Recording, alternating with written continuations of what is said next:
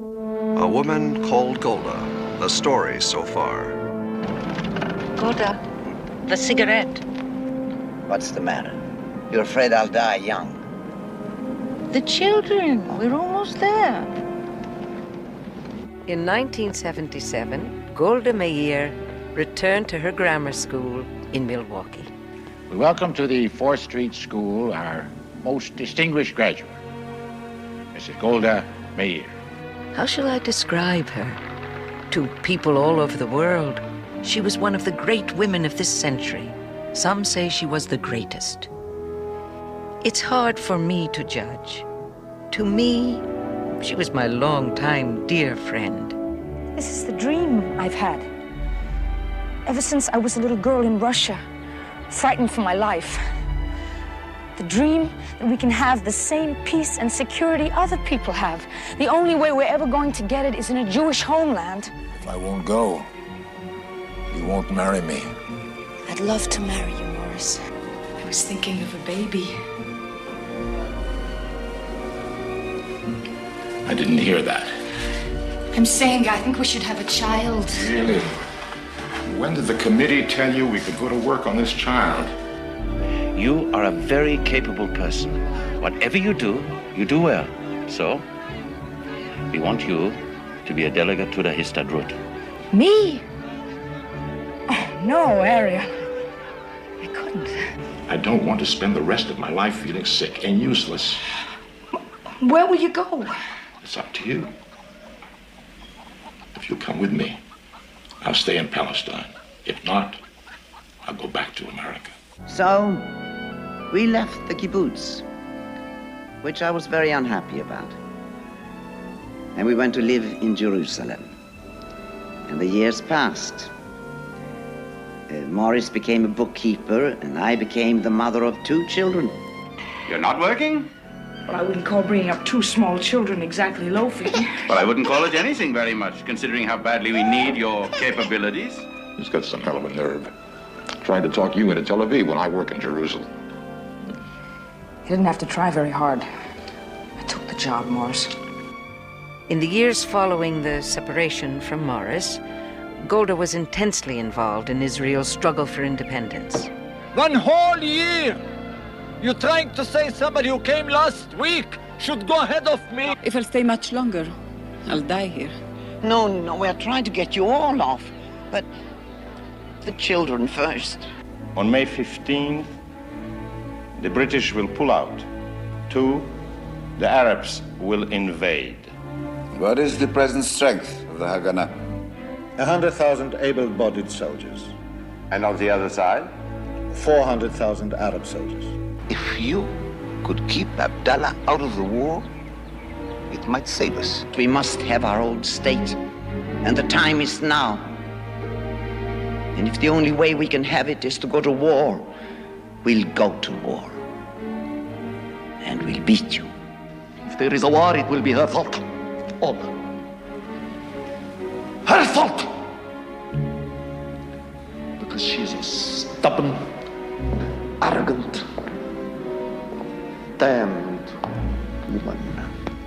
On this night, I could only think about the Arab Legion joining 4 other armies against us. I said to myself, I failed. There will be war.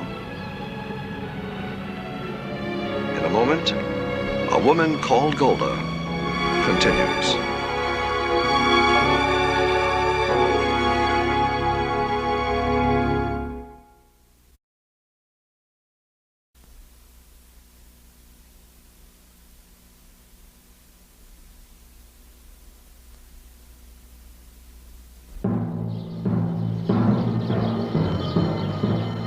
By the middle of February, Arab guerrilla attacks had already started.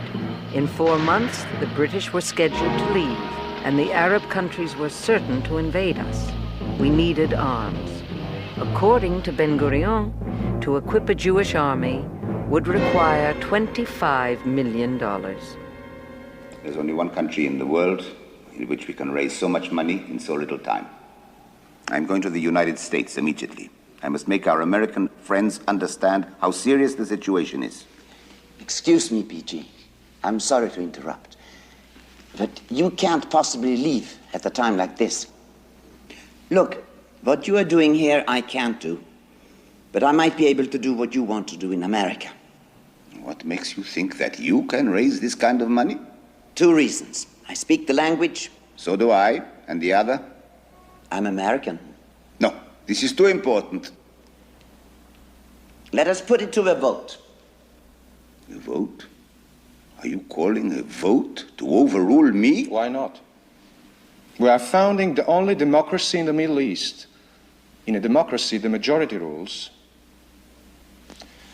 Those in favor of sending Golda?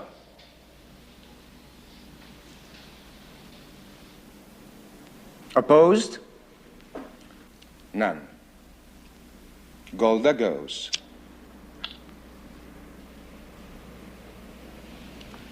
No. Democracy.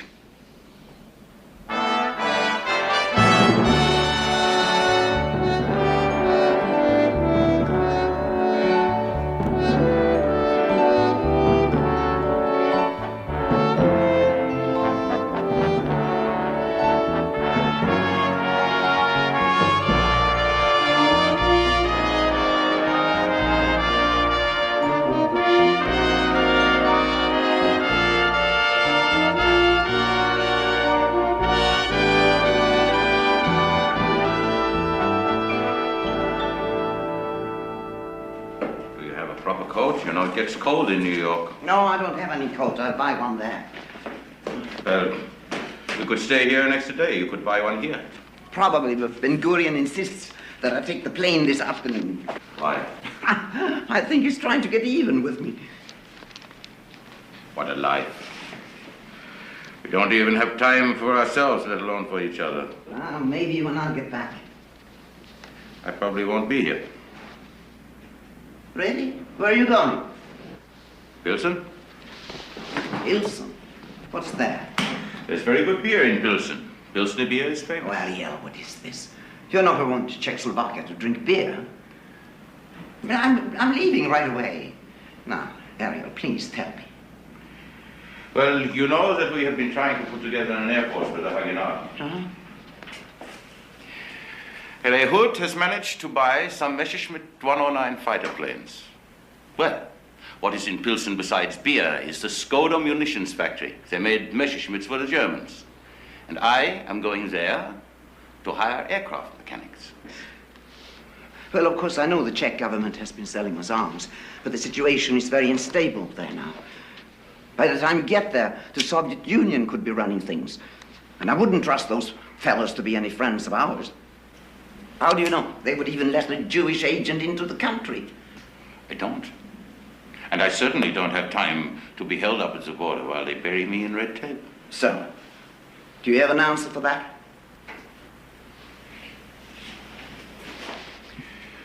Well, I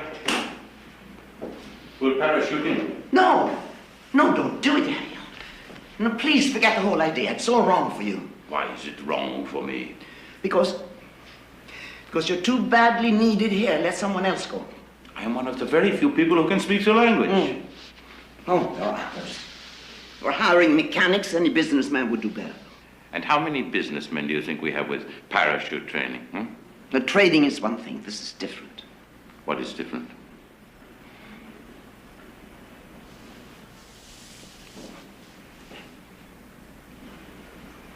We'll never see each other again. Golda. Do you really think that you can talk me out of going? Not for a minute. You have to understand, Mrs. Morrison, this is not a Zionist organization. Some of these people, maybe a lot of them, are just not interested in Palestine. And all of them are sick and tired of hearing how badly we need money. Well, frankly, they're under pressure to raise funds for institutions in America. Jewish hospitals, Jewish charities all over the country, they need money too. It might be better if you didn't address this group, Mrs. Morrison. Wait, and let us set up a more favorable audience. No, I have to get through to these people.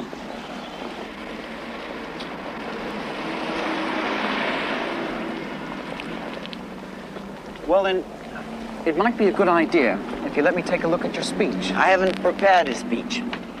You mean you don't know what you're going to say? I'll know when the time comes to say it. Please believe me when I tell you I did not come to the United States only because 700,000 Jews are in danger of being killed. That is not the issue. The issue is that if the Jews of Palestine survive, then the Jews of the world survive with them, and their freedom will be assured forever. But if these 700,000 are wiped off the face of the earth, then there'll be no Jewish people as such. And for centuries to come, all our hopes and dreams of a Jewish nation, a Jewish homeland, will be smashed. My friends, when I say that we need money immediately, I don't mean next week. I mean right now. In less than 4 months, we'll be fighting for our lives against cannon and armor. It is not for you to decide whether we'll fight. That decision is taken. We will fight. We'll pay for the birth of our nation with our blood. That is normal. The best of us will fall, that is certain. There is only one thing for you to decide, whether we'll win or we'll lose.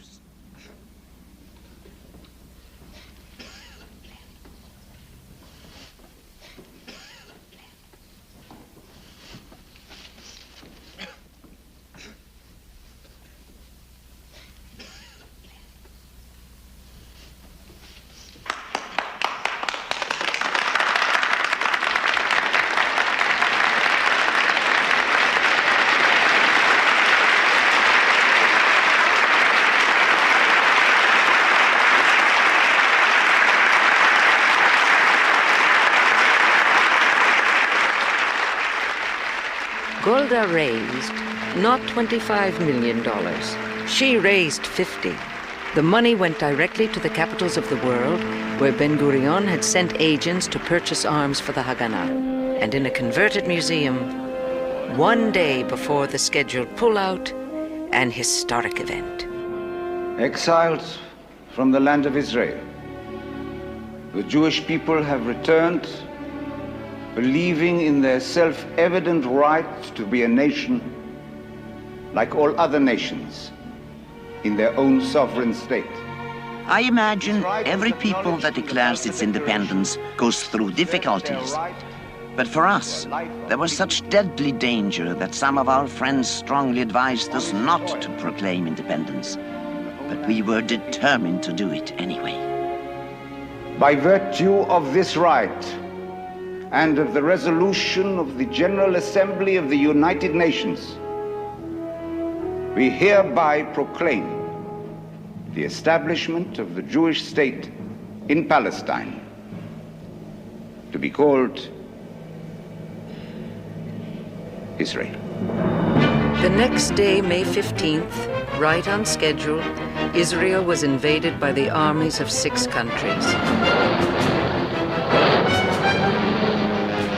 Weapons bought with the money Golda had raised began to arrive in chartered ships. Rifles, hand grenades, artillery pieces. One of the first ships brought 10 Messerschmitt fighter planes and aircraft mechanics from Czechoslovakia.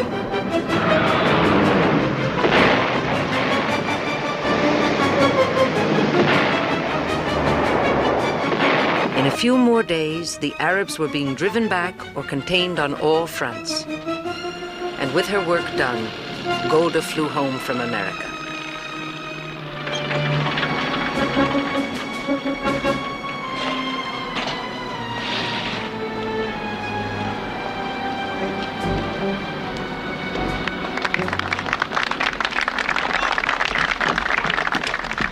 Hello, Golda. I'm going to make a speech. It will be short, so don't expect much. All right, PG. One day, When history is written, it will be recorded there was a woman who made it possible for the Jewish state to be born.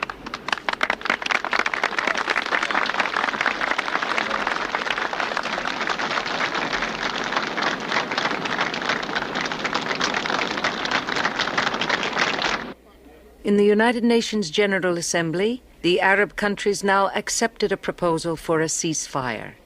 It left Israel with some gains over the partition plan, but it divided Jerusalem, with the old city in Jordanian hands. And despite the UN agreement, for the next 19 years, Jews were denied access to their holiest site, the western wall of Solomon's temple. And the problem of the Palestinian refugees was created. I'm sure some Palestinian Arabs fled because they were frightened. But many left because their leaders told them to, promising that after we were driven into the sea, they would come back and take over Jewish property. Of course, we were not driven into the sea. And those people became homeless. None of the Arab countries would give them a home. Only 2 would even let them in, and they confined them to refugee camps. They are the only people in history to remain refugees after 30 years.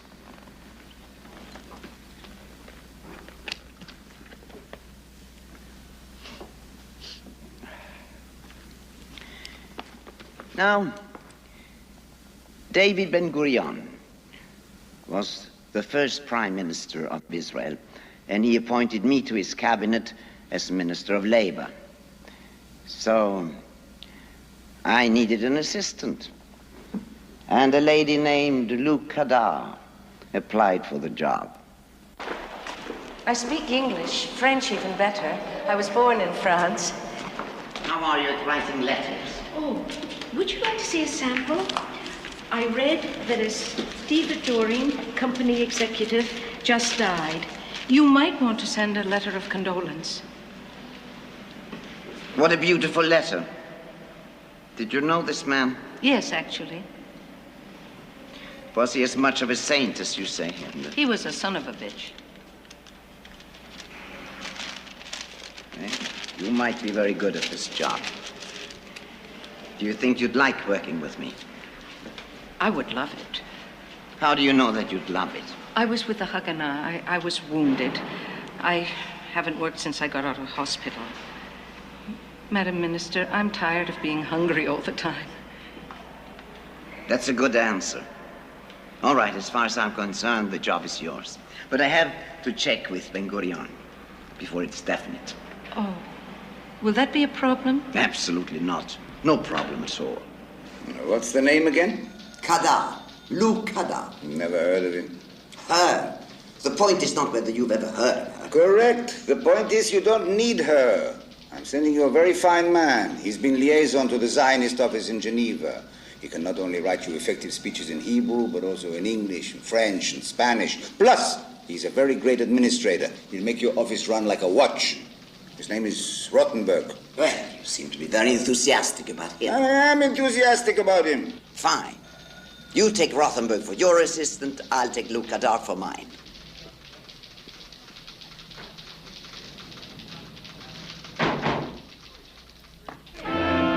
Israel had peace, or what was hoped would be peace, and with it, a tidal wave of immigrants. Jews not only from Europe, but from Arab countries, from Syria, Egypt, Lebanon, Tunisia, Morocco, Yemen. The Minister of Labor had to find them jobs. Shalom, Mr. Friedenthal. How is it going? Well, Madam Minister, you have to understand that these men have held a brick or a cement block in their hands before. I do, of course. We depend on you to teach them. Well, they learn quickly. But I have a problem. Yes. In my group, there are 10 men, and I speak only 6 languages.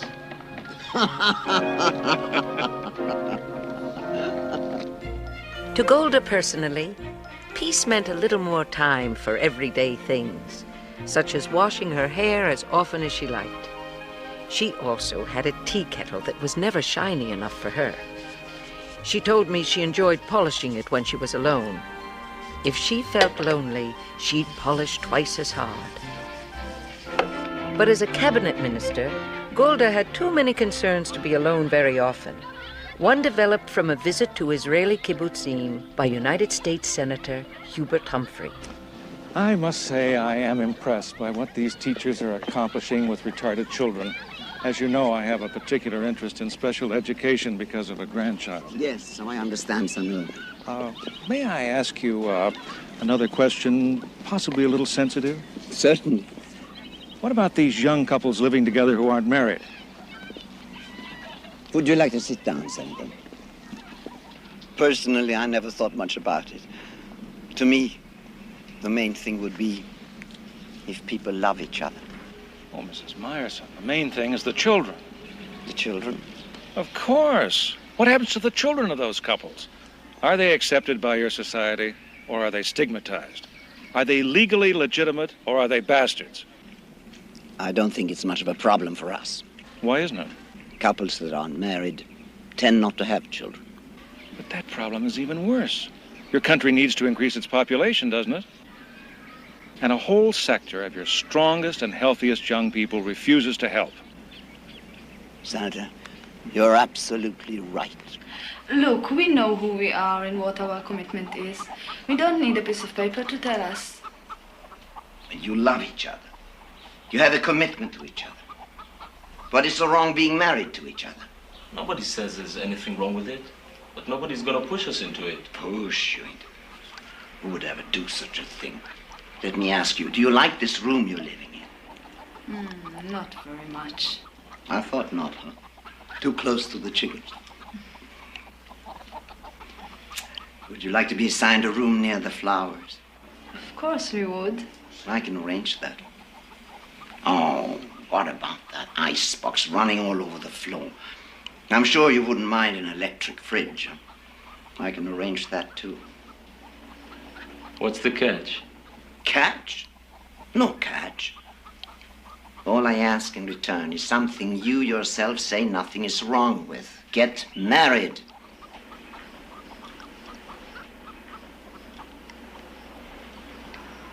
Would you come to the wedding, Golda? She went to many weddings and also to a funeral. בעגלה ובזמן קריב אמרו אמן. יהי שמי רבו מבורך לעולם ולמי עלמיה יתברך, וישתבח ויתפאר ויתרומם ויתנשא. In 1951, her husband Morris died. I remember thinking, as though it weren't too late to tell him, "Dear Morris, I loved you so in those early days." Things changed for us. But in a way, they stayed the same. I never lost that feeling for you. Never. I thought how he loved our children, and they adored him. I thought, Morris, at least we can be glad that Sarah's marriage is working out so much better than ours. But mainly, I kept thinking how very sad he was, the last years of his life. And I was guilty, because I could always get him to do pretty much what I wanted. But I couldn't be the wife that he wanted and should have had.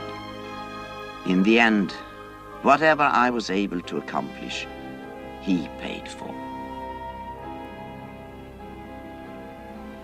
Shalom, Morris.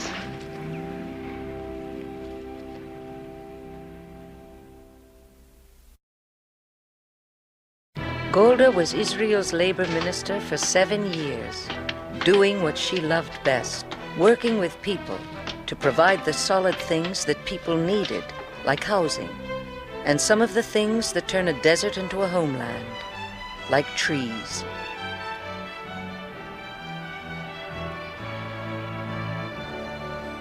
During that time, I suppose I became the typical doting Jewish grandmother. Some people said I was trying to make up for not having been a doting Jewish mother to my own children. Well, I suppose they were right. Anyway, between the joy that the children gave me and the satisfaction of doing my job, these were beautiful years, the best of my life.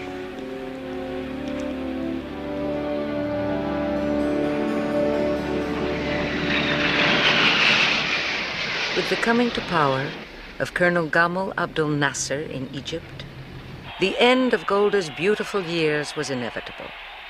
From bases around Israel's borders, Nasser sent terror squads called Fedayeen to stage indiscriminate attacks, such as the killing of 6 children and their teacher in an agricultural school. The official Cairo radio made Nasser's intention clear. Weep, O Israel. The day of your extermination draws near. We have found the way to strike you. There will be no more arguments at the United Nations.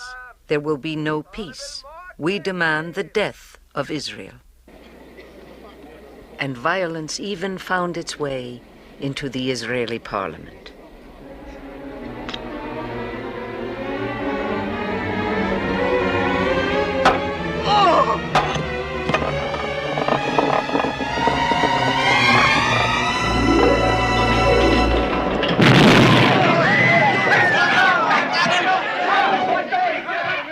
Golda saved Ben Gurion's life that day. For the rest of her life, she carried shrapnel in her leg. So, I can believe what they told me. You're right. I'll be back in the office tomorrow, if I live. If not, I'll be back the day after. Listen, Golda, speaking of living, I didn't want to mention this while your husband was alive, but you still haven't taken a Hebrew name. Well, I see no reason to change, Meyerson. It's policy, Golda. You know well that every member of the government is expected to have a Hebrew name, and especially someone with your high visibility outside Israel, which is going to be even higher. What is this now, BG? Moshe Sharet is leaving the cabinet to become Secretary General of the Labour Party. Who is going to be Foreign Minister? You? No. I can't believe you mean such a thing. I certainly mean it. No. No, in the first place, I don't want to leave the Labour Ministry. That's my kind of work. No, the Foreign Ministry is full of sophisticated intellectuals with Oxford and Cambridge education. How could I fit in with them? You will make them fit in with you. I know you will. You know, when somebody asked me how I could make a woman my foreign minister, you know what I said? I said, Golda is the best man in my cabinet. Excuse me, BG, if I'm not wild about the compliment. Fine, don't be wild, but don't be your stubborn self either. You're taking over as foreign minister, and that's that. I am stubborn, huh? Now, about changing your name. I thought of a name that's very close to Meyerson. Meir. It's a fine old Hebrew word that means to illuminate, to shed light. Golda Meir, golden light. You should give this your most serious consideration. Anything else I should do? Yes, you must understand that it is not in my nature to make a fuss about what you did for me, as much as I appreciate it. Don't you think I know that? And another thing, there must be no argument about it. You've got to take a little better care of yourself. Don't be in such a hurry to come back to work. Go and spend some time in a nice hotel on the seashore. Rest. Relax. Let your leg heal. Caesarea is a nice place. No argument, BG. I'll do exactly as you say. A week should be more than enough. Almost as soon as Golda Meyerson became Golda Meir, Israel's second foreign minister, She had the problem of Israel's second war. The Arab leaders had never accepted peace. Egypt's President Nasser had nationalized the Suez Canal and closed it to Israeli ships. And he was staging a massive military buildup with weapons supplied by the Soviet Union. On October 29, 1956, under the command of Chief of Staff Moshe Dayan, the Israeli army, mostly reservists, crossed into the Sinai Peninsula. They took the Gaza Strip, plus the entire Sinai, in less than 100 hours. But military victory turned into political defeat at the United Nations. Israel came under intense pressure to withdraw. And in response to United Nations guarantees of freedom of navigation for Israeli ships and all shipping in the Gulf of Aqaba, and an end to terrorist raids, my government is prepared to announce plans for a full and prompt withdrawal from the Sinai and the Gaza Strip. Now, may I add a few words to the neighbors of Israel? Can we, from now on, all of us, turn over a new leaf? Can we act like sisters and brothers should? Instead of fighting each other, can we fight poverty, disease, illiteracy?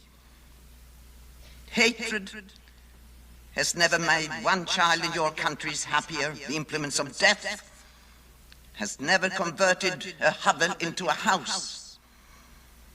Isn't it possible that we could put all our efforts, our energies into one single purpose, the betterment of all our lands and all our people through the blessings of peace? There was some polite applause, but not from the Arabs. So I knew we were making a mistake to withdraw. There would be no peace.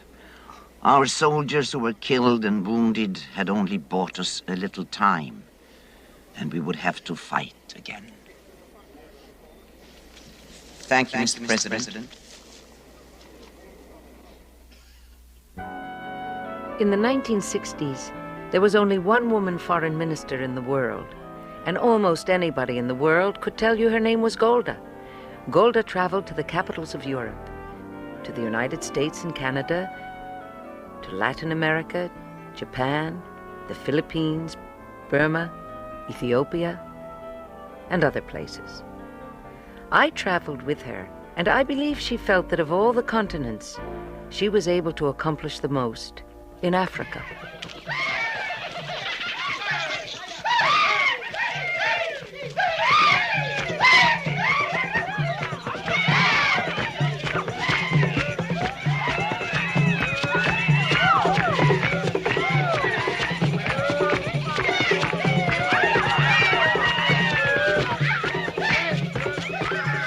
Golda set up a program for thousands of Africans to come to Israel to study subjects like hydrology and agriculture. And thousands of Israeli doctors, engineers, and technical specialists were sent to Africa. Mrs. Mayor, my question is, why is Israel going to the considerable expense of this program? Israel is a small and poor nation that has learned some hard lessons about economic and social development. We feel the responsibility to share what we've learned with other small and poor nations. Mrs. Mayor, that sounds very nice, but I am from Algeria. Your country is being armed by France. That government is fighting a brutal and ruthless war against our people. How do you justify your intimacy with a power that's the enemy of self-determination for the African people? Our neighbors are out to destroy us.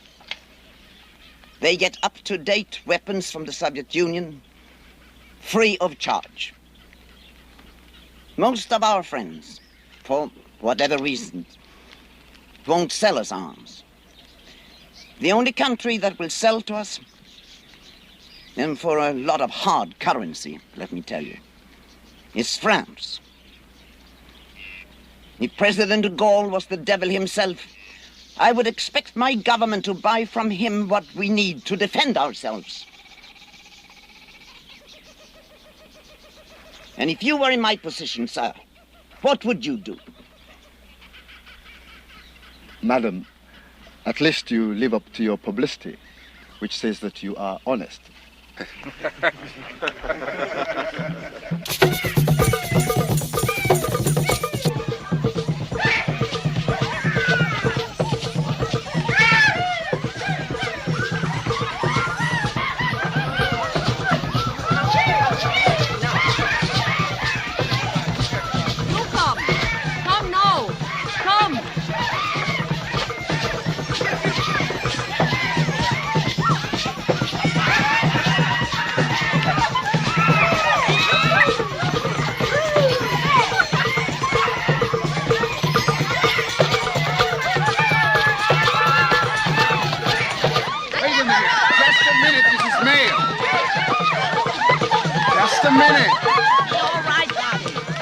All right, we don't know where they're taking you.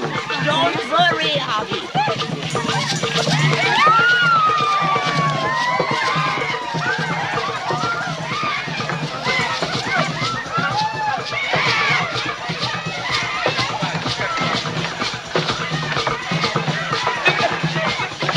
Mrs. Canal, maybe they let a woman in that hut. I mean, how do we know what they may do to her?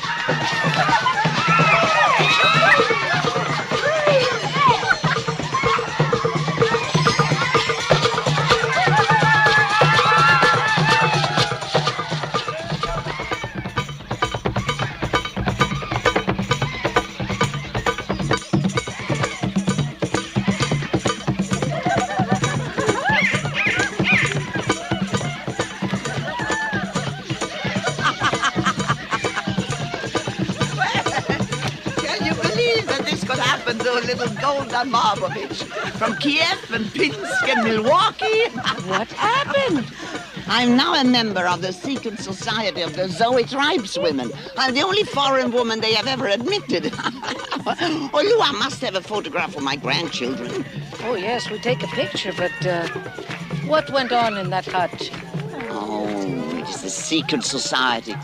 It was a secret ceremony. I'll never tell. And she never did.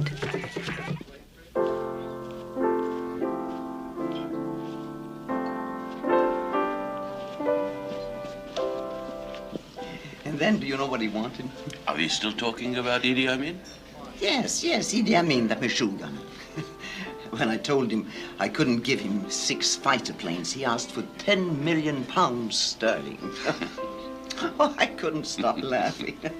And then he threatened to go to the enemy, meaning Libya. I should have handled it better, but... Golda, you never chat. What? Chat. Small talk.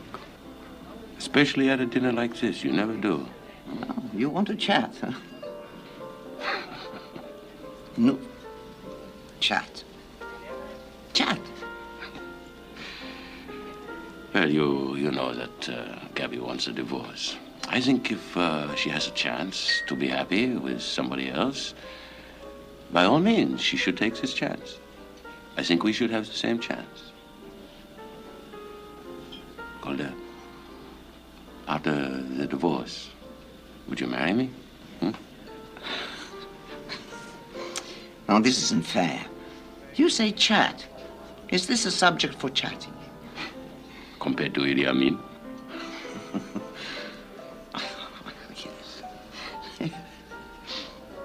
I don't know what to say. I must sleep on it. I must wash my hair and think. Oh, we both have such important work. Golda, stop But thinking being married work. would interfere. Isn't it too late for us anyway? Start thinking about yourself for a change, before it really is too late.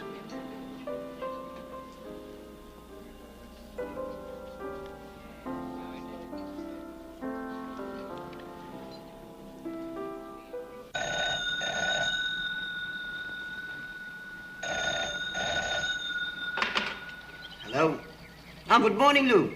Oh, beautiful day, huh? No, it won't be too hot. It'll be just perfect. Listen, Lou, dear, will you have my car brought a little early this morning? I have a breakfast appointment with someone. 7:30. Fine. Thank you.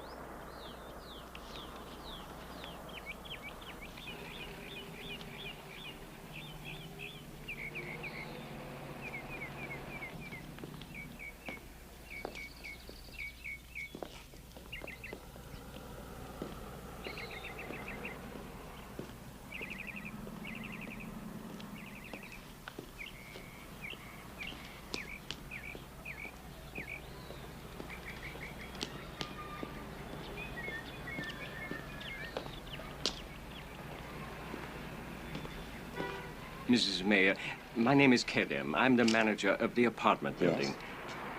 Mr. Ariel introduced us once. Yes, I know you, Mr. Kedem. But what happened? We don't know yet. Mr. Ariel asked his aide for a wake-up call, but he didn't answer. So I went up and opened the door. It looked like he must have died soon after he went into the apartment.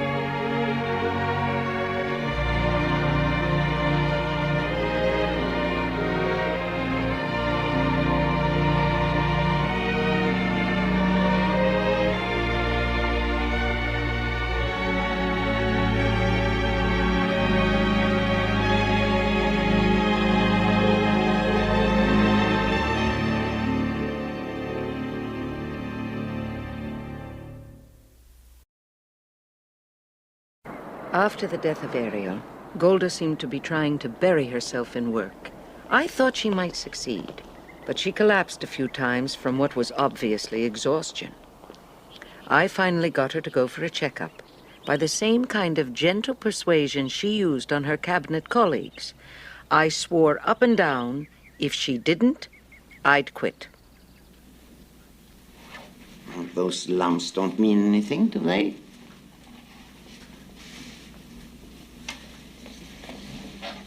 They do. They do.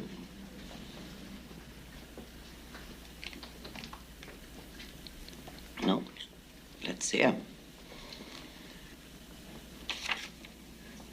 What you have, according to the biopsy, is a disease of the lymphatic system called lymphoma. Malignant lymphoma. Malignant, I understand. It'll spread. Eventually, it penetrates the other systems.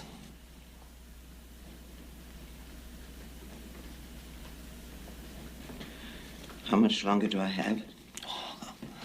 It's not a rapidly metastasizing condition. I'd say you have a good few years ahead of you. Well, I'm 66. How long can I expect to live, anyway? But the question is, those few years, Will they really be good, or will I be suffering? There's very little pain associated with this disease, Mrs. Mayer. There'll be no real suffering for most of its cause. What about my mind? Your mind? I don't want to live 1 minute after my mind isn't clear. Your mind won't be affected.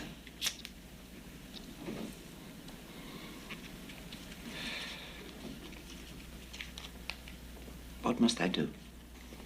Practically nothing. Your motor and sensory abilities are not impaired, so we won't go in for heavy chemotherapy at this time. Just a few simple drugs. Drugs? What drugs? Oh, listen, Doctor, I'm a person who can't even take aspirin. We'll discuss each one as we come to it. Will they make my hair fall out? One or two, possibly. No, absolutely not. No, I don't care.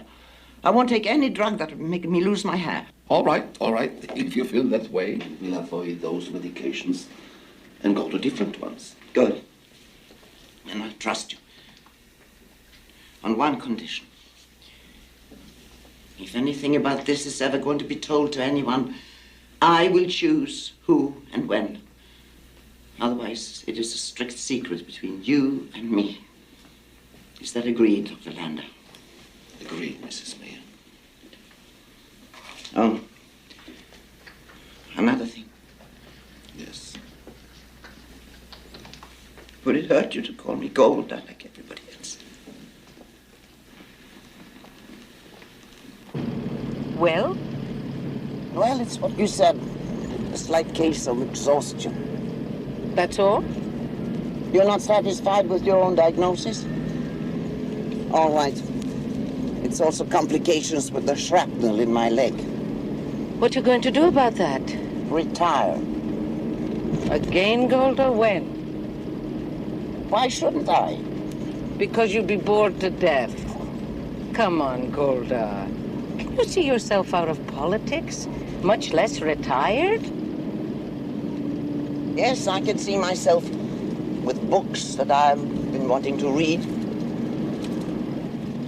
Go to the theater, to a movie. I like the movies, you know. I can see myself with my grandchildren, spending time I never could with my children. Always looking at my watch. Do I have to go the way I'm forever rushing now? Why not Loom? Because Ben Gurion is retiring. That's enough of the laws for the country for a while.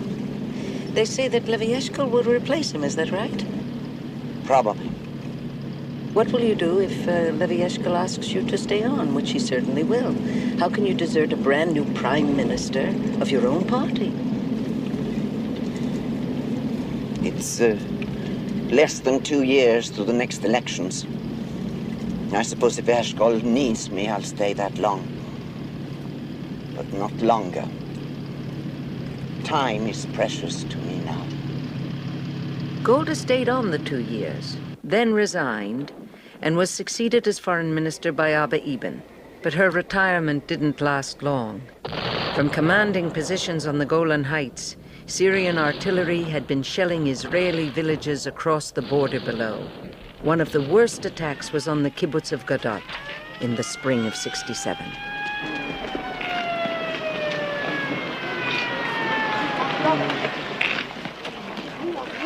Golda, come this way. This way, please.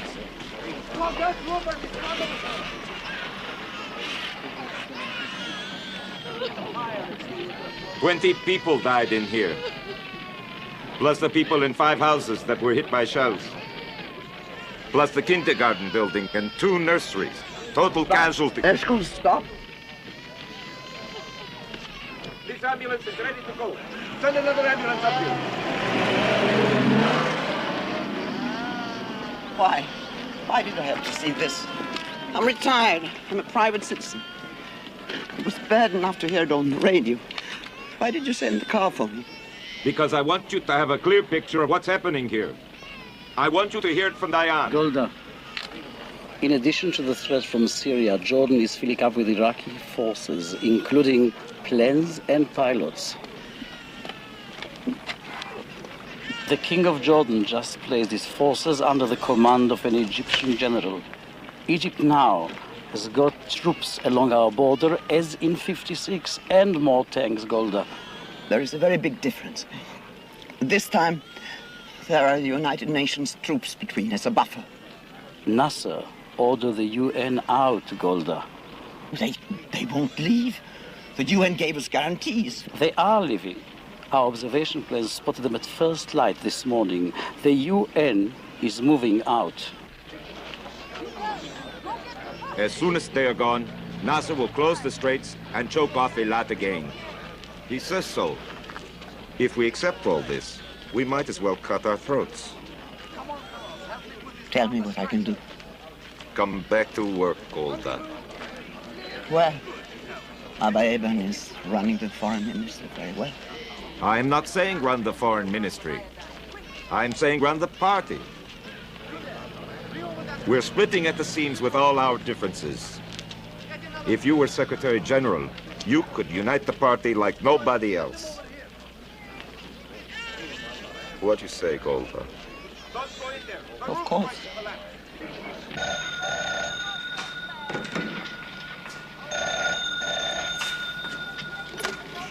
Hello. Kibbutz Revivim. Oh, Golda. What's the situation? Can you tell us anything? Shlomo, what can I tell you? Everybody that isn't mobilized is out in the parks digging trenches. I've never seen such tension in my life. Can I speak to my daughter? Sarah? Sarah is out in the desert, feeling sandbags. But she's okay? She's feeling fine? She's fine. And the children, have they had enough drills? Do they know to run to the shelters? They know, they're well trained. Listen, Golda. Is the government considering that the best thing might be to sit tight and wait? Wait for what? For Russia to send the Arabs more tanks? Yesterday, the Arab radio said, quote, the aim is to wipe Israel off the map. Today, they told Dayan that they would put out his other eye. Should we wait for them to come and do it? We didn't wait. On the following Monday morning, the Six-Day War began. In the first 3 hours, Israeli planes knocked out almost the entire Egyptian Air Force. In the first 3 days, Israel took the Gaza Strip and the entire Sinai. It was the 1956 campaign all over again, but with differences. This time, Israeli soldiers took the concrete bunkers of the Syrians on the Golan Heights.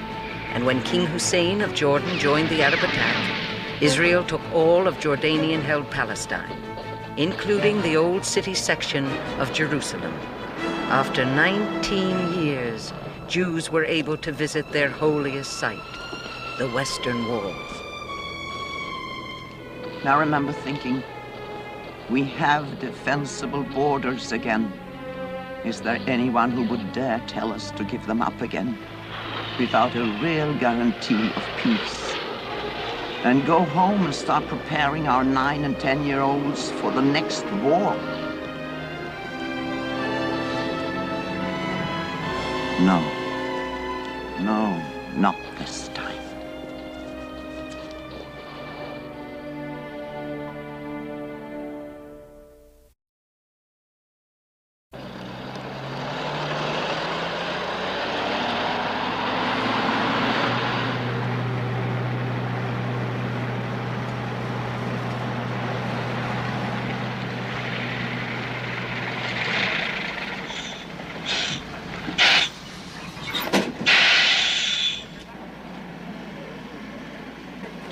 Shalom, Golda. My name is Lazar. I'm new in this route. Welcome to my bus. Well, what are you doing? Golda Meir shouldn't have to carry groceries. Oh, Golda Meir can carry groceries like anybody else. I'm a private citizen again, thank God. I'm sure he doesn't know it yet. Wait till he finds out.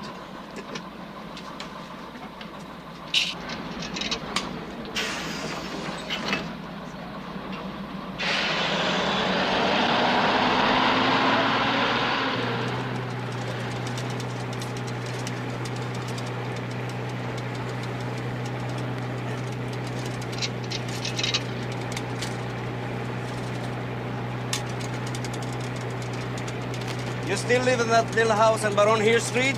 Yeah, now I can enjoy it. I'm taking you to your door. Oh, no, Mr. Lazar. No, please, you're not allowed. I am capable of walking home from the bus stop. You too tired from shopping? I'm not tired. Well, I'm tired from the thought of letting you walk. If you're tired, then drive yourself home. Okay. Will the cabinet give me a vote of confidence to drive Golda home?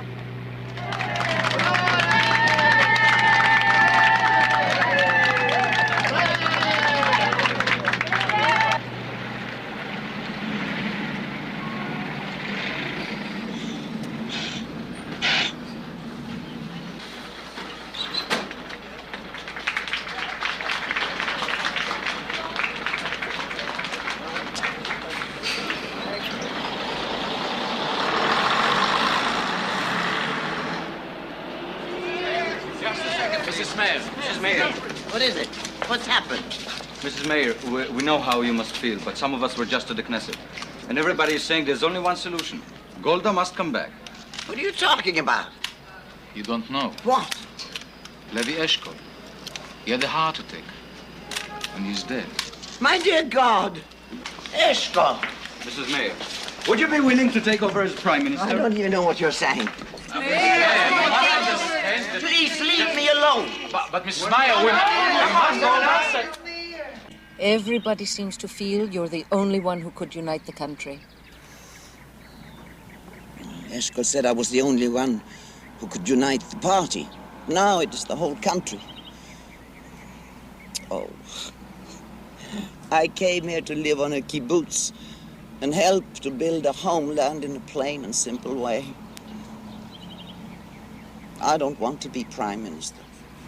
Golda, if you don't take the job, the leading contenders will practically fight a civil war over it. That's all we need. It's enough the Arabs insist they're still at war with us. Well, who knows if I would be elected anyway? I'm a 70-year-old grandmother. No matter. You're in good health, right? Well, being 70 is no joke. But it's no sin either. I did enjoy my retirement. Yeah. The hell you did.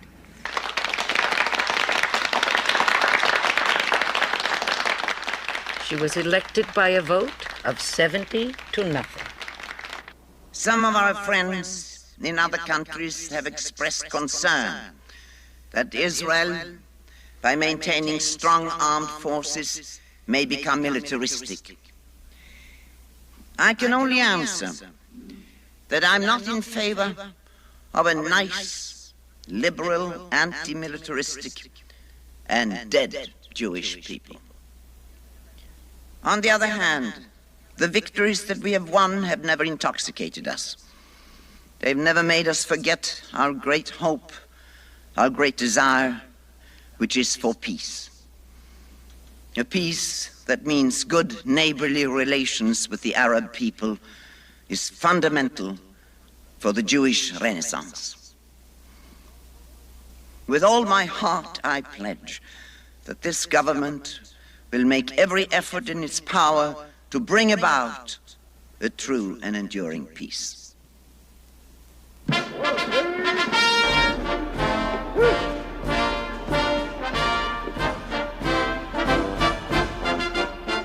In October, Golda accepted President Nixon's invitation to visit the United States. There was a spit and polish ceremony watched on television in Israel with great pride. Madam Prime Minister, and our guests here at the White House today, the problems of the Mideast are terribly complex and not susceptible to solution in one meeting or two meetings or three meetings or even more at the level at which we will be talking. We know that your neighbors want peace. How do you like my Golda, huh? The majority of the people in the whole area. His Golda. I think your father is falling in love. I would. We shall have discussion. But what a line I'd have to stand in. In Jerusalem, Her typical day would begin in the office and continue at home. Often she would meet with one group of cabinet ministers in the kitchen over an international problem, and at the same time with other ministers in the dining room over a domestic problem. She was supposed to go to bed by midnight. It didn't always happen.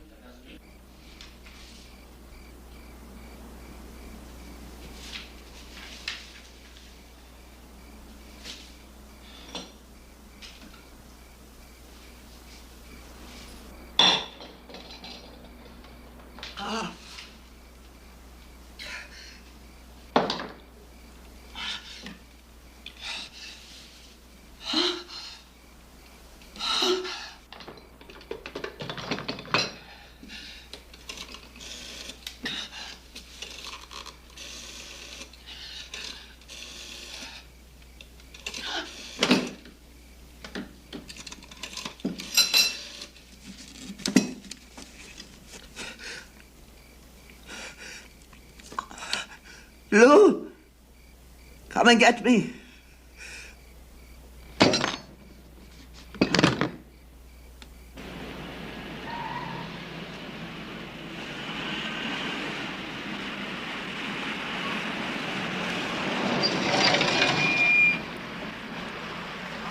Did you order the white coats? Yes, I ordered the white coats, but what's the point of all this secrecy? Suppose it does come out that your leg is bothering you, what of it? Politicians have a way of blowing things out of all proportions.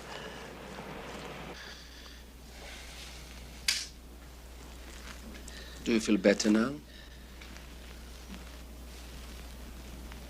What we have to do now is to go into the therapy we have already discussed.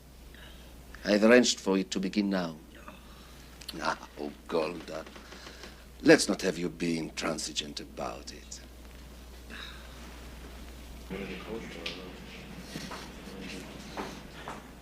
Put it on.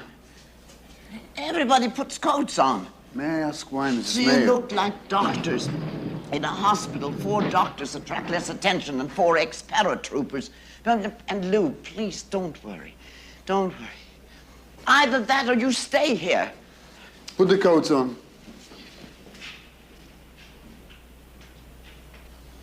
You look very nice, Avi. Your mother always wanted you to be a doctor, didn't she?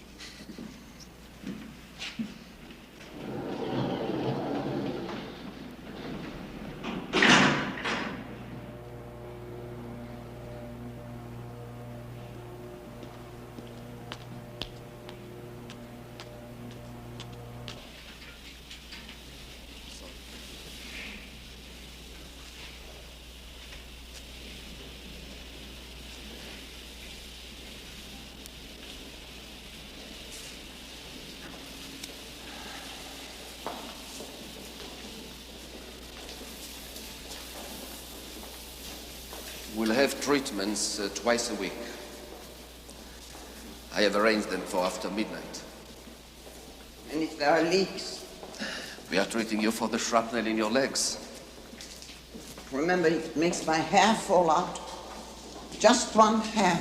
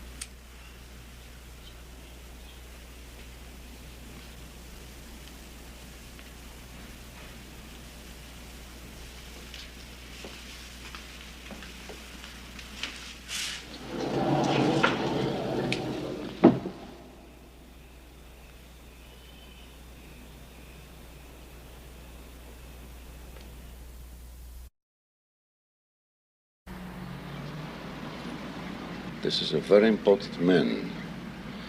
He holds the key vote on the Senate Armed Services Committee.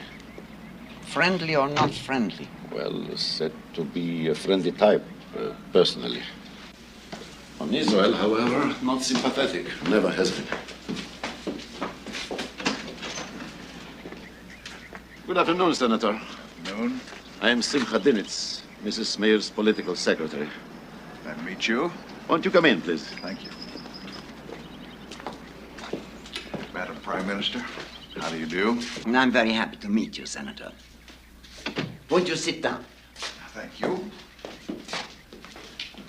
Would you care for a coffee? Yes, thank you. And a little something to go with it? Are you hungry? No, coffee's fine, thank you.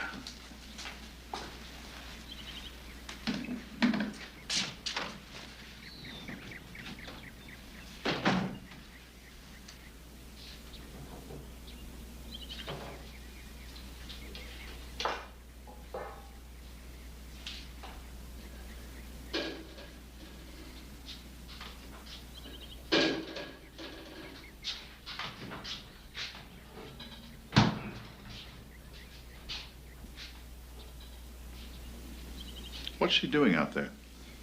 Making coffee. You mean herself? And if I know her, a little something to go with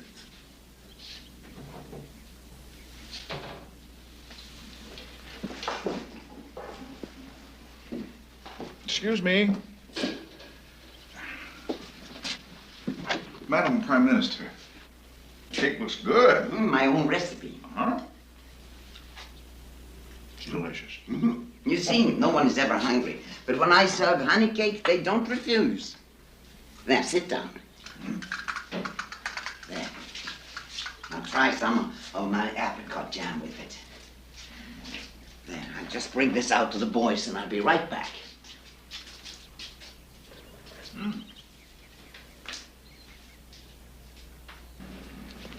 If you don't like the menu, it's your own fault. I told you to go home.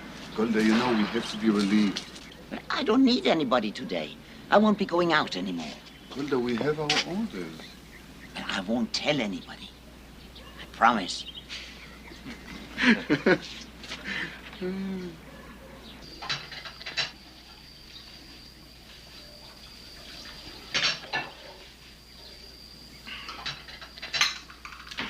I don't know when anything hit the spot quite like that. Can I help you with these dishes? You can help me, Senator. But not with the dishes. Well, in addition to the Starfighter, I think we can get congressional approval to sell you The Starfighter is not the plane we need. What's wrong with it? The Egyptians are flying Russian MiG-21s with a speed of 1380 miles per hour, comparable to the Starfighter. And it has a range of 680 miles, better than twice the Starfighters. Also, the Starfighter is an unstable airplane with an unacceptable record of crashes. We can't afford to lose pilots in combat, let alone in accidents.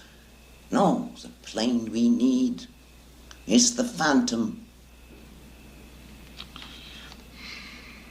Let's talk tanks. The Egyptians have the Russian T-62, an excellent tank.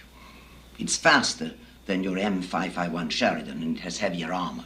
But the Sheridan has a heavier cannon. Yes, but the Sheridan is too light for the recoil of such a heavy cannon. It shakes the laser rangefinder out of enlightenment. And also the Sheridan has a blind spot at a range of 1,000 to 1,200 yards. Oh, Senator, please. Sell us the M60. My dear lady, how do you keep up on all this? Old Senator, don't you think I'd rather be up on schools, housing, farming, industry? But we have no choice.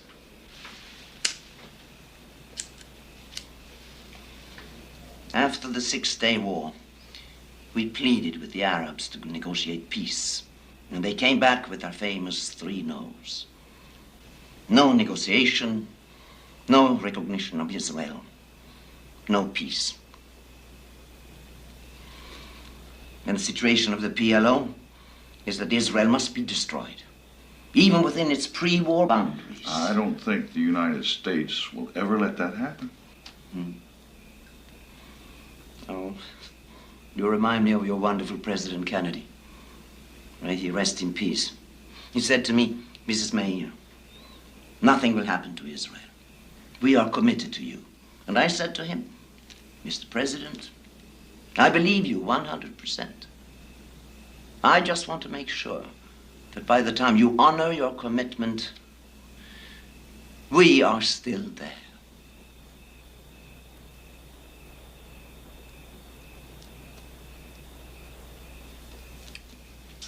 All right. What about the recipe for your honey cake?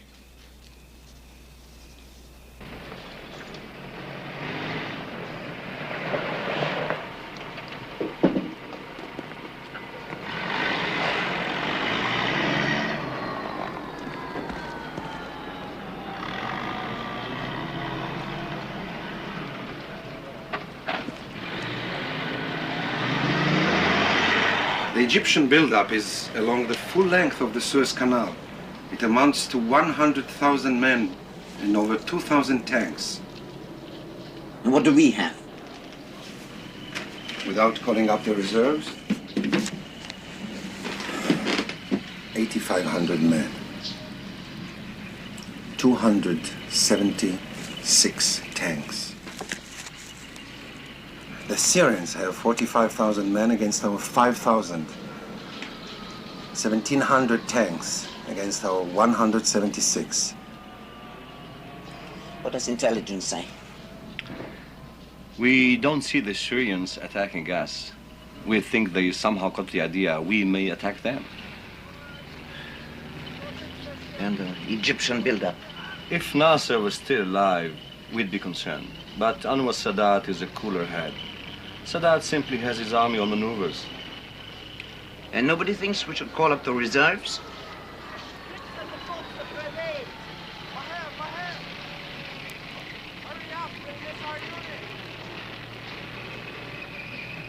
Is this because nobody wants to upset the country 3 days before Yom Kippur? It is not a matter of Yom Kippur, Golda. Our best intelligence, including input from the Americans, is there will be no war.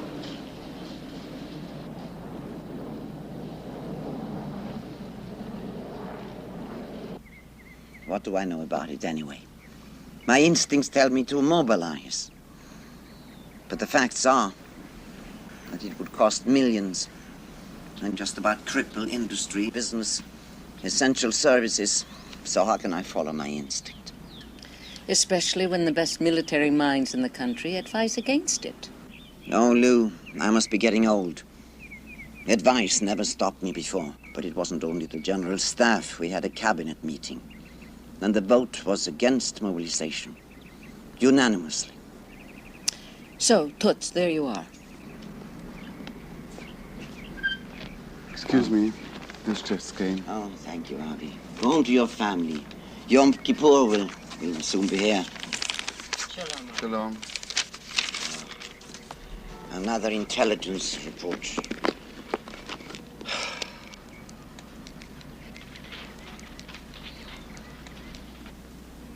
Soviet transport planes are in Syria, evacuating the families of Russian military advisors.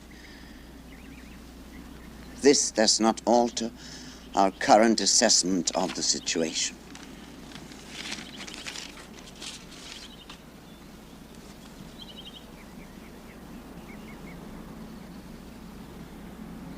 On the eve of Yom Kippur, the most sacred of all Jewish holidays, many Jews traditionally have a family dinner before the fast begins. This year, I just couldn't sit at the table. I left early and went to bed.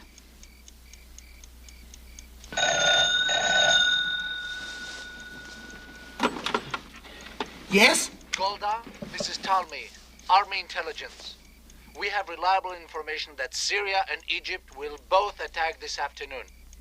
They have amassed troops and aircraft on the Golan Heights and near the Suez Canal. Have you informed Ayan and Dado? Yes, they've made a staff decision to call up reserve units for the defense line immediately. Every man in the country between the ages of 18 and 55 will be called. They say they need your approval for the next phases. And how soon can they meet you in your office? How soon? For the moment, all I could think was, I will never forgive myself.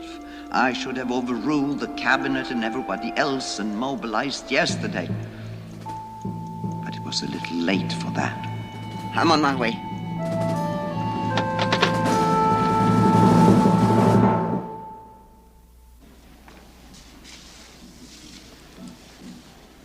The first decision concerns calling up additional units at this time. Call them up. On the next point, the defense minister and I are not in agreement. Golda, our Air Force can strike at noon if you give me the green light. That would be a preemptive strike. I'm against it because it will get us labeled the aggressors. 3 brilliant generals and I have to decide. Yes, because this is not a military issue. It is strictly political. Dado, I know that your approach can save lives up front. But we don't know about the future. Suppose it turns out that we need help. If we strike first, we'll get nothing from anyone. No preemptive strike. That's it.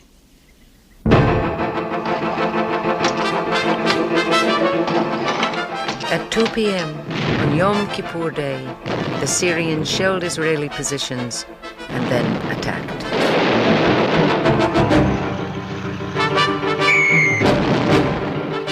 In the south, the Egyptians crossed the Suez Canal along its entire length.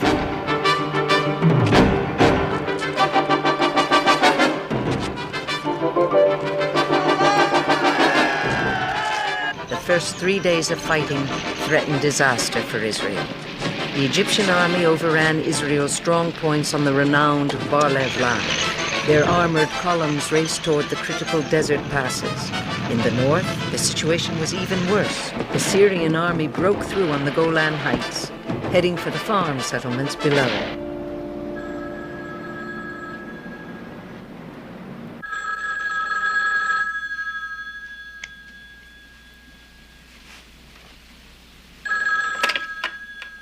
Hello? Oh, yes, Golda. Well, has the airlift started? Not yet. What do you mean, not yet? You should have seen our kids going off to the front, not knowing they may have no air cover. I'm aware of that. Oh, Simcha, you can't imagine how actually frightening the situation is. We have already lost almost half of our fighter planes. No, not in air battle, but to missiles. Russian missiles against us on both fronts. And our tank losses are just as bad. Golda, the Defense Department does not want to send us arms in U.S. cargo planes. I'm shopping around for other... It's too late for shopping. President Nixon promised to help us if we needed help. Tell him we do. And it has to be today. Tomorrow, we may be completely overrun. Call Kissinger and tell him. Call the senator who liked my cake. Call them right now. Golda, do you know what time it is here? I'm not sleeping, God knows, but they are. Tell Kissinger he can sleep when the war is over. Richard Nixon kept his promise. He personally ordered C-5 Galaxies to deliver tanks, rockets, and medical supplies. The fighter planes, denied permission to land in any of the European democracies for refueling, were refueled in flight. And on the 9th day of the war, the airlift reached Israel.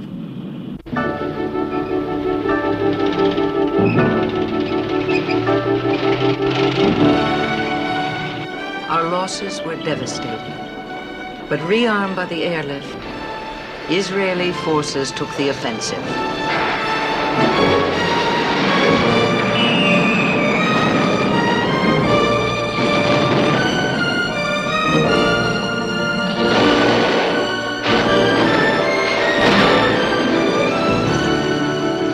I remember thinking, thank God, we rejected the temptation to strike first.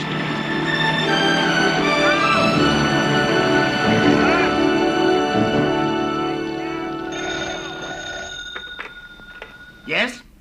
Dardo, where are you? The Canal, with Shaika's division. Oh, don't be such a hero.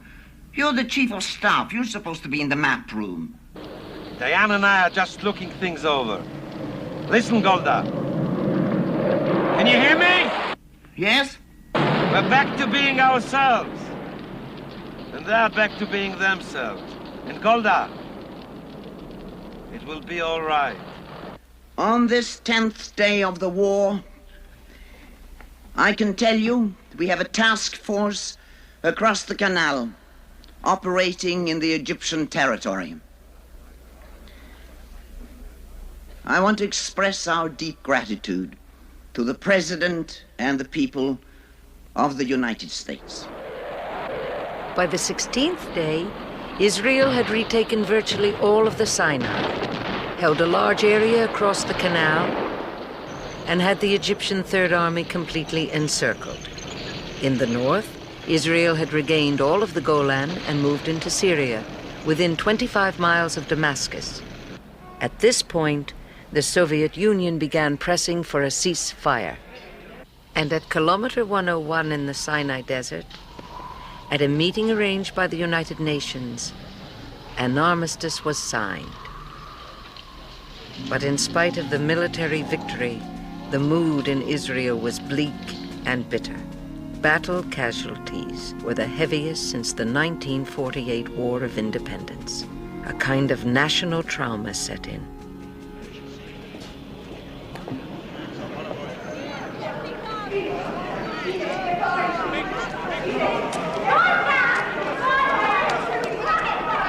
My son, when you called him up, he ran off in such a hurry, he forgot his dog tags.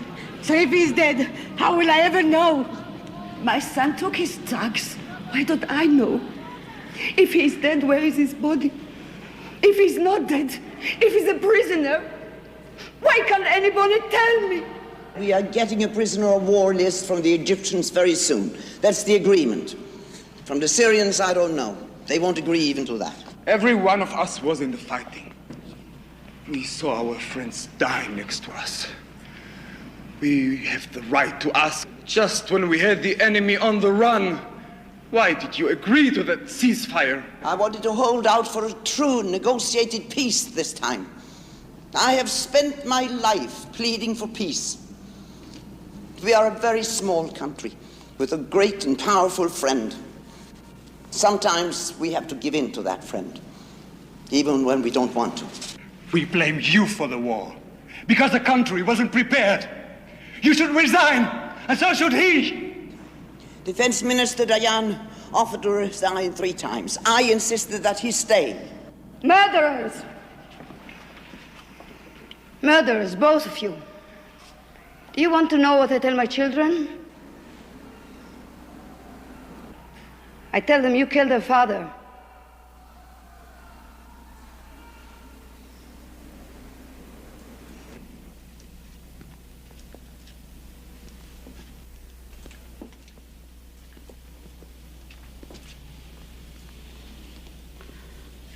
Do they think we don't care?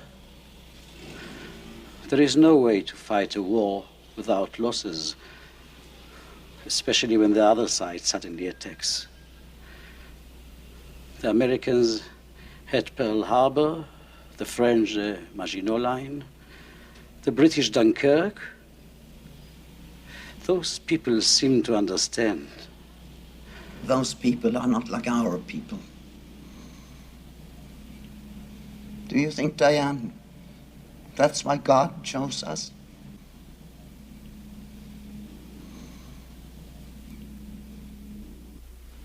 I've told my key people I retire. I better mean it this time. Isn't that right, Hein? Yes, I suppose so. Well, I'm ready. I've done about everything I had hoped to. And got yourself voted woman most admired in America. You couldn't have planned on that. Woman most admired. Would Morris have voted for me? You know, if I had my life to live over, maybe there's something I would change. I think I would have stayed on the kibbutz. But what would the country have done without you? No, believe me, Israel would have come through anyway. And I would have been more at peace with myself my whole life.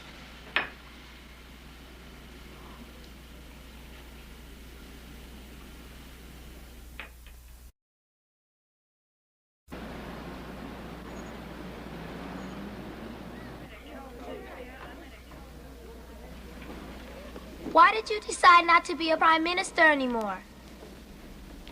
Well, there was a number of reasons.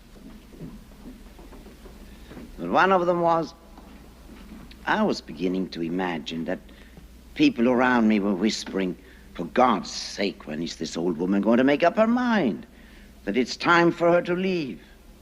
Well, maybe it wasn't all imagination. You never wanted to be a prime minister, did you? Right. I became one, just like my milkman became a commander of a machine gun squad in the 73 year. Believe me, he didn't want that job. But somebody had to do it. You think there will ever be peace between Israel and those other countries? Yes. I believe. We must believe that there will be peace someday. When will that be? When? Well, I can tell you. When the Arabs love their children more than they hate us, that's when peace will come.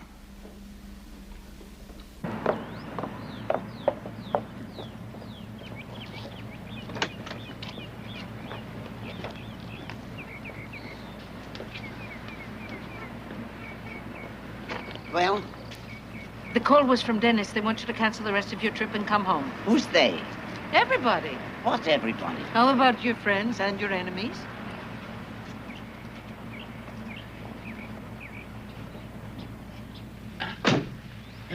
Golda, Sadat is coming to Jerusalem. Begin is going to meet him at the airport and bring him to address the Knesset. Sadat is actually coming? Not just talking about it? I'm not in the government. Now, what do they need me for? Need you? It's history. You're part of it. Oh, I'm ancient history. But if Sadat really wants to talk peace, I'd like to see somebody try to keep me away.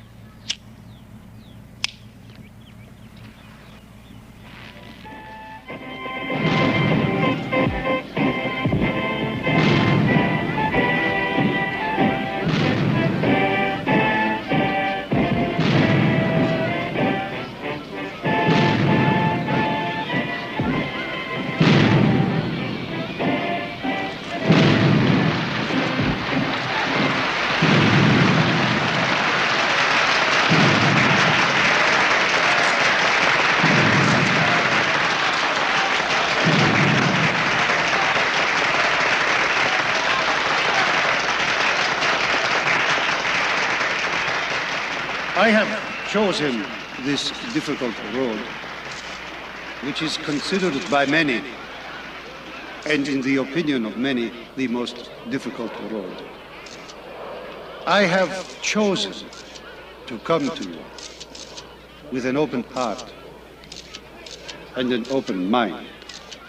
I have chosen to present to you, and in your own home, the realities devoid of any scheme or whim, not to maneuver or win a round, but for us to win together. The most dangerous of rounds and battles in modern history, the battle of permanent peace, based on justice. This wonderful step that President Sadat has taken by coming here proves that speaking to each other through middle persons is not the same as meeting face to face. On our differences about the Palestinians, I believe there is a solution in a peace treaty with Jordan that will be good for them and safe for us. And now, I want to say something to President Sadat. As an old lady, I would say this. You always called me the old lady. As an old lady, my great hope is to live to see the day of peace between you and us, between all our neighbors and us. And as a grandmother to a grandfather, although you are just a new grandfather, I have a little gift for your granddaughter.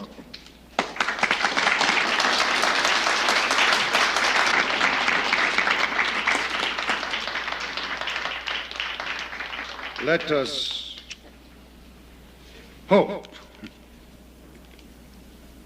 that through our genuine efforts in Geneva, we can bridge the rift that has taken place between us and establish peace once and for all on the two main points that I have mentioned to you now. Security and no more war. Whatever happens between us, we must sit and solve through peaceful negotiations.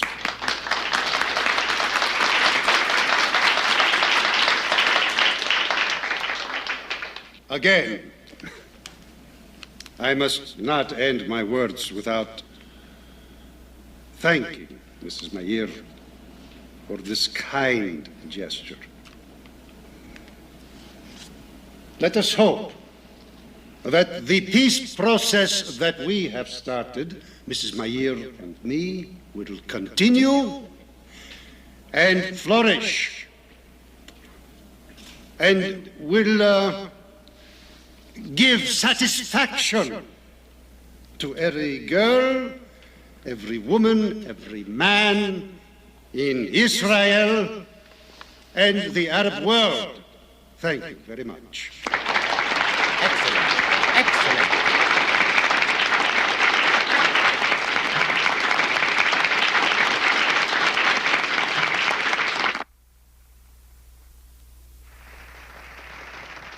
Ladies and gentlemen, the Honorable Ahmed M. Hamdi, Deputy Foreign Minister of Egypt.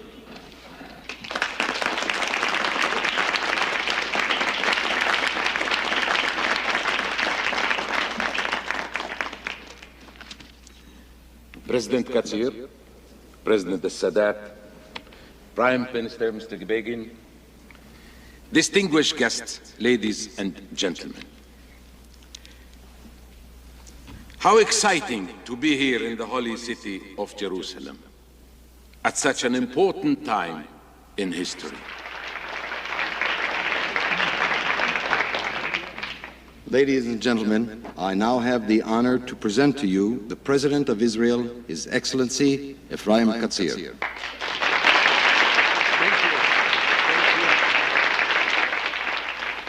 By the time they get to you, are you going to remember what you wanted to say? Did you ever know me when I didn't have something to say? As we stand on the threshold of peace, we pray for wisdom.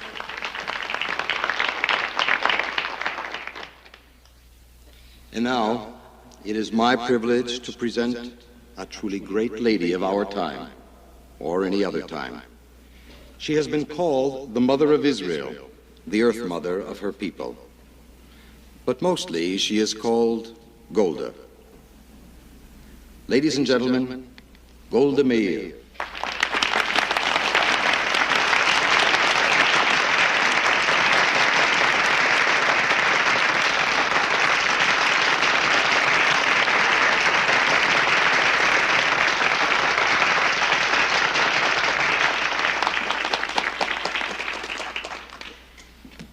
Well, if I'm supposed to be the mother of Israel, Earth Mother, or whatever kind of mother, I have the responsibility to be a good one. And what a good mother would say to you now is, it's late, everybody's tired, go home.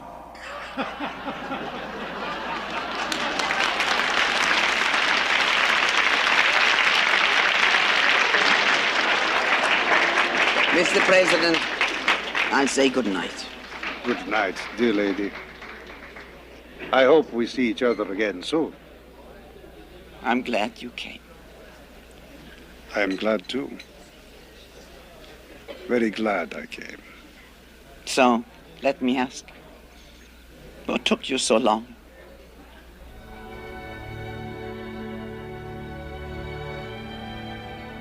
A lot of people said and wrote a lot of things about her, such as, the miracle of Golda was that she embodied the spirit of so many people, the hopes, fears, ideals, and stubbornness of Jews everywhere.